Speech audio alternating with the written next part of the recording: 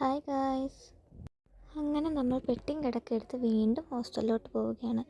അങ്ങനെ പാക്കിങ് കലാപരിപാടികളാണ് ഇപ്പോൾ നടന്നുകൊണ്ടിരിക്കുന്നത്.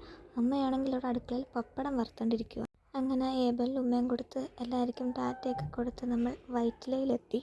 അങ്ങനെ വൈറ്റിലയിൽ ബസ് വന്ന് ബസ്സിൽ കയറി കിടന്നതേ ഓർമ്മയുള്ളൂ. പിന്നെ രാവിലെയാണ് കണ്ണുറക്കണത്. കണ്ണുറന്നപ്പോഴത്തേ ബാംഗ്ലൂർ എത്തിയിട്ടുണ്ട്. നമുക്ക് ബസ്സിൽ നിന്ന് കിട്ടിയ പാപ്പം എന്തൊക്കെയാണെന്ന് നോക്കിയാലോ.